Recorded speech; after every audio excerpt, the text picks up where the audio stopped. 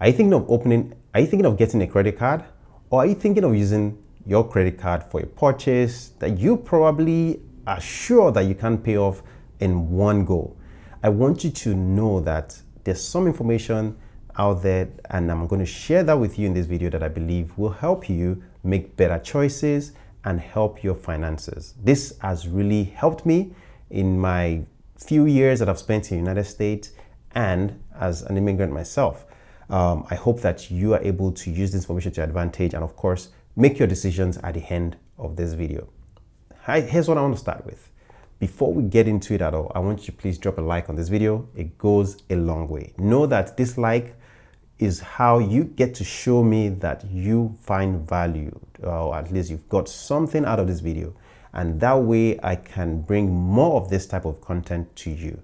So please don't forget to drop a like. I'm not going to do any fancy editing, so know that your attention is highly valuable to me and to the video for your own advantage. Okay, so let's start with this. The first thing I want to start with is the Fred economic data, which is an economic research that is released every quarter, I believe.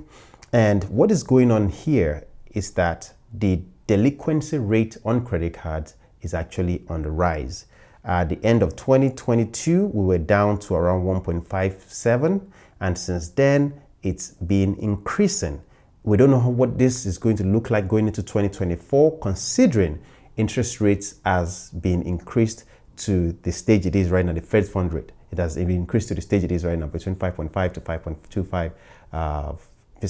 All right. What does that mean going into 2024? We know that they're planning to cut rates, but we're not expecting anything drastic even through the year 2024, which means that interest rates will remain elevated on credit cards. Now, with that said, I also want to bring something to your attention. If you have been using your credit cards for shopping during the holidays and Black Friday and all that stuff, I want you to know that your ability to repay those money or the fund or the loan is tied to something, which is the amount of interest that is being charged on that card. Any new credit card that is being opened right now, let's assume you're about to open one, will have an interest rate, depending on your credit score, will have an interest rate that it could be as high as 28%. And that is mind-blowing, because it's hard for you to actually make any money close to that on any investment, like in terms of interest or APY. So for you to be racking up funds on a credit card, knowing that, or maybe not knowing that your interest is around 28%, is a financial killer. It's going to suck you dry, and I don't want you to be sucked dry by these banks. Trust me, you give a lot of money to these big banks and none of it comes back to you, because majority of your money is loaned out and they charge high interest rates and they give you a very small return in terms of your APY. I don't want you to fall for it, and that's where you need to be educated and informed about this information. So if the average is 28, the average newest credit cards right nowadays is around 28%. What do you think the lowest would be? All right, you would think the lowest range would be something variable. Trust me, it's not. The average lower on the lowest range is around 17%, which is still really high. With that said, what is the actual problem? Apart from delinquency rates that I've mentioned, which is elevated, is up to 2.98% now, we also have the credit card debt in total reaching new highs. And from the information that I have here, it surpassed about 1.1 trillion, actually $1.08 trillion. This is bad, because it means that a lot of people are carrying a lot of debt on their credit card. They're not paying it off. And in as much as you can declare bankruptcy, know that it doesn't always help. It stays on your record for, I think, 7 years. It's not easy to get rid of. It prevents you from being able to get good debt, all right, like mortgage loans, right, that you can use to maybe buy a house and build some equity and all that. It makes it hard. And that's where you need to make a decision. Do you want to go and spend that credit card or use that credit card to purchase something that you don't really need?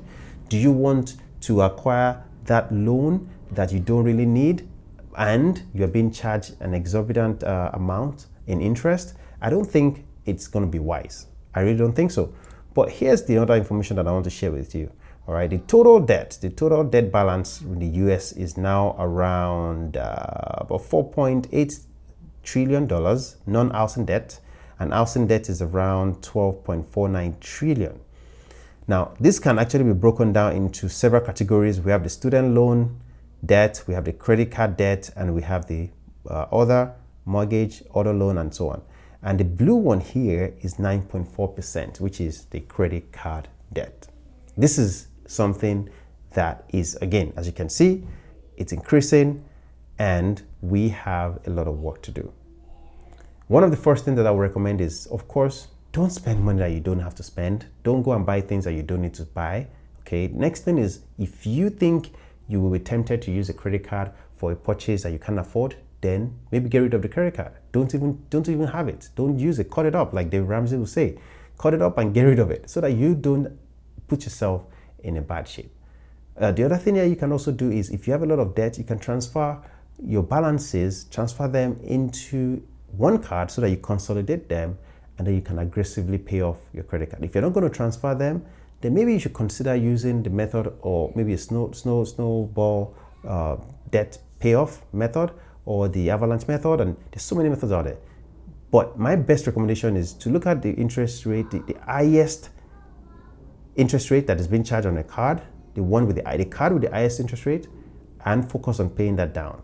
Once you pay it down, then you can move to the next higher card in terms of interest rate, and then pay it down as well, and slowly work your way until you pay off all those credit cards. Credit cards are not great, honestly speaking. You might think you're getting the rewards, but those things are just what they are. Banks have already made so much money before they can choose to be giving you pennies back, and that's the truth about it. So I hope that you will make the right choice and make the right call when it comes to these credit cards, and don't forget to smash the like button. It goes a long way if you can, please. All right, it goes a long way. So thank you so much. I'll see you in the next one.